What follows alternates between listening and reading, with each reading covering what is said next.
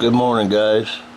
I've been asked by a few people that I know, why do I do what I do as far as cop watching, auditing, and things like that. And here is a perfect example of why we do what we do.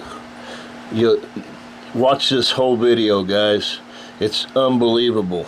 And it's a disgrace what happens to people. Anyway, without further ado, here's this video. If I can get Special report now from the ABC 15 investigators. And how awful would this be? You're out in Scottsdale for dinner or drinks, and some random person does this. Then you come back to your car to find the window smashed, and you have no idea why.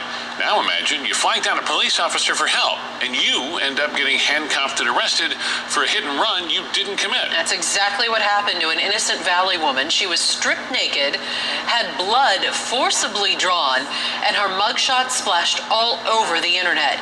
Tonight, she shares her story with ABC 15 investigator Dave Biscabing. It raises serious concerns about officers who refuse to listen and take a few extra minutes to learn the truth. For the moment where it was like, oh my God, I've lost control. It's over. Yes, exactly when he told me to put my hands behind my back, and I did, and that's when everything went black.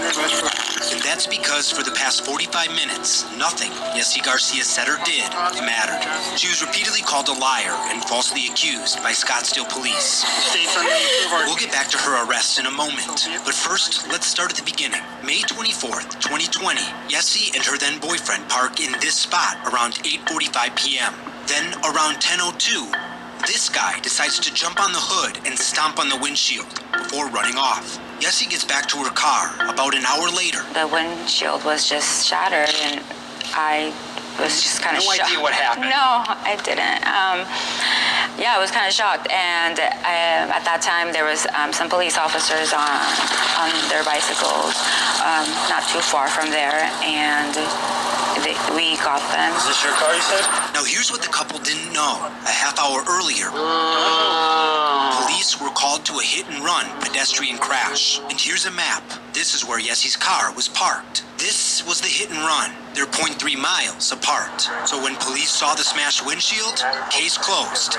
As you're about to see, nothing was going to change their mind. I know that you're talking about... This is the first thing a supervisor, Sergeant Brian Steele, tells Yessie. Your car was just involved in a hit-and-run collision where a pedestrian was hit. And don't make faces like you don't know what I'm talking about, but listen to me. Listen to me. Leaving the scene of an injury accident is a felony. This isn't my first day. I know that you were driving and you were worried about it because you're drinking. If you I came to get my cigarettes. You can ask the Hi-Fi security guard. Then how did your car have damage on your windshield? I have no idea. Okay. Listen to me. Because of the nature of the incident and the injuries, if you continue to say we don't know that you're driving and you don't know what happened to your car, we're going to do DNA tests and all sorts of other things to the car, and it's going to show that you were in the driver's seat. But the problem is, listen. Her friend got the same treatment. I'm not going to listen to you because you're lying to me. The problem is you guys left, were involved in a collision, you panicked, you pulled over here. We did not. No, we did not. Okay. You cannot pin that. You're not pinning that on us because that is not. You're not listening to me. I'm listening to you. You're not saying that this vehicle was involved. Listen, stop talking for a second. You're not listening to me. Officers refused to believe they had just come from a nightclub and had been there for hours. Let me show you the transactions. Let me show you the transactions. I don't need to see the transactions. Why? Why? Because it validates my truth? No, there's evidence that you can't dispute. That's not evidence about anything. There's a person that hit the windshield. Nobody hit the windshield. Okay. This car... All right, I'm not going to argue with you, man. Won't argue, but police would lie to him repeatedly. I already know she was driving. I'm not stupid. We have witnesses and we have cameras. I'm trying to help protect you guys now because now you're lying to us. She has glass on her clothing like an explosion, like small shards of glass. Sir, did you have glass on your shirt? No, not at all. Body camera video shows officers shining flashlights on Yessie, claiming they see glass on her top. You look from the angle, there's little specks of it on her shirt. Yeah. And like we said earlier, leading to her arrest, there was nothing Yessie could say or do to change their mind. I said I didn't do this. That's all I could say, and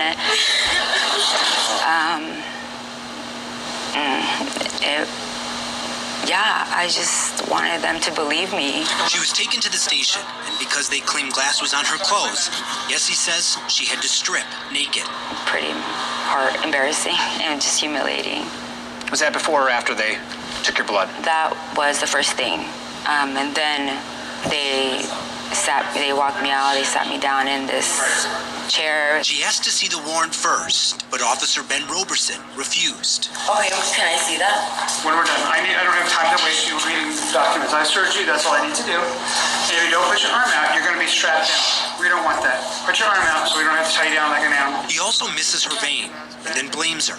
See, you made me miss by moving. Here's what else police missed or ignored. This video, obvious, indisputable proof that Yessie is innocent. Officers had this surveillance video before she was handcuffed or brought to the station. An officer went to a nearby building, spoke to a security guard, had him pull up the footage. The call came out at 10:48, so if we go back to like 10:40.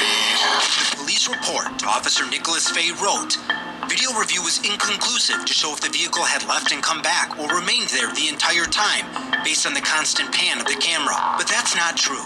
The camera pans back and forth about every 30 seconds, and the car always there.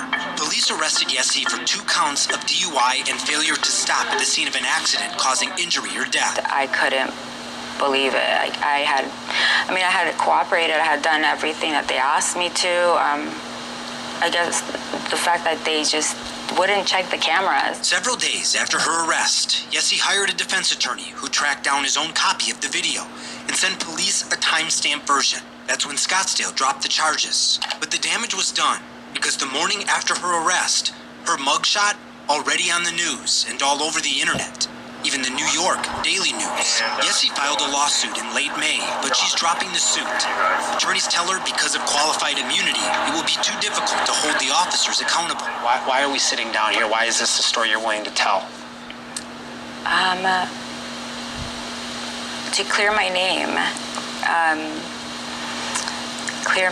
And even for don't believe everything.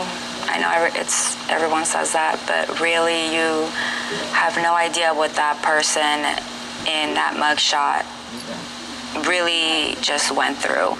If you didn't park in a spot with a surveillance video, I don't think that you're sitting here in front of me.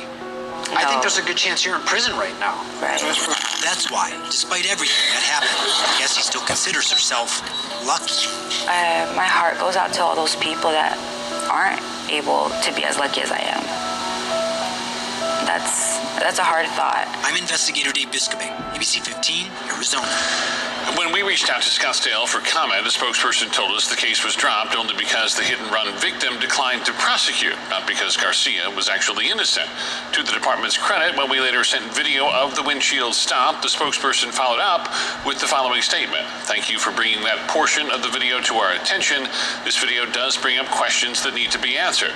This incident occurred 14 months ago. However, our new chief, Jeff Walter, takes these matters very seriously and has asked for a formal internal affairs investigation to fully review the... Unbelievable, man. Just unbelievable.